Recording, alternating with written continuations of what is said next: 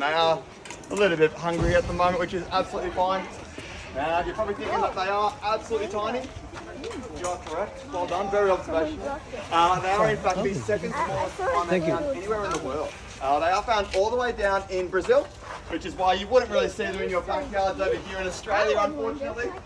Nor would you see them over in Africa, which we usually associate with there being primates around. And there we go. One of them, they're always arguing, they're always carrying on like pork chops, these girls. And that is absolutely fine. Mommy, there's one there. Where are we going? And That one right there. here. I may have put the wrong one in there. And one there and That's one their sweet treat for later. So we do have 4 females in this space. We've actually got mum in here with her 3 daughters. So they weren't actually bought here at Gumbuya World. They were born in a facility up in New South Wales. So these girls have lived together for the entirety of their lives. And mum is 10 years old. All the way up here we have sweet Marcella. And then we come across, we've got, who have we got? Wait a sec. We've got Bonita on your right hand side, and on your left hand side we've got Marisol. So Bonita is the twin sister of Cecilia over there now. She swaps spots. So these 2 girls over here are 6 years old. They're both twin sisters. And then we have Marisol, who's in fact the youngest girl that we do have here. She's still 6 years old, but she was born 6 months later.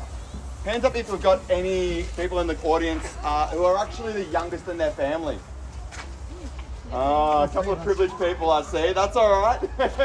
We do love to spoil the youngest over here as well. And unfortunately, she doesn't understand that she is the youngest because she sees herself as being the leader, which is absolutely fine. We refer to it commonly as youngest sibling syndrome. It's a little bit tricky to navigate, but I have middle child syndrome, so I absolutely understand this criticism no matter which one you are, unfortunately.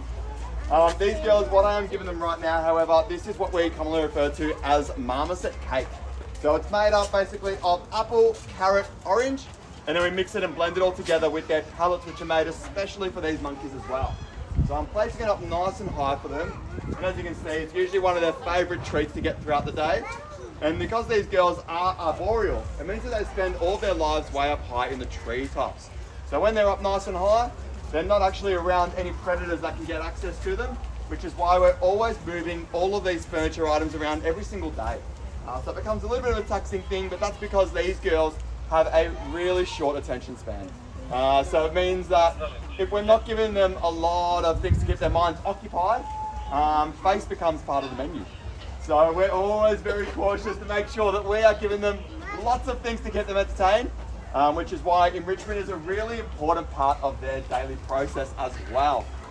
So for today's enrichment, we do have some homemade spliced icy poles. So they are made with a bit of orange, a bit of water mixed together. And because it's nice and warm, we'll see. Marcella said, "Nut, get out of my face." Marisol said, "Oh, it smells gross, I hate that." Excuse me, darling. She's like, "Don't touch me, get the heck away from me, I'm eating my cake." All right, fantastic. Well, sometimes you don't always get love or respect that you deserve, but that's fine. I'm gonna leave this around for them anyway because, you know what, it is a nice warm day. Although it has cooled down a little bit now, they still do deserve to get these nice little icy treats. Probably happy if they don't eat it. It's a bit more sugar than I'd like to give them ordinarily as well. If you got young ones with red cordial at home, yeah, it's a little bit like that situation in this space as well.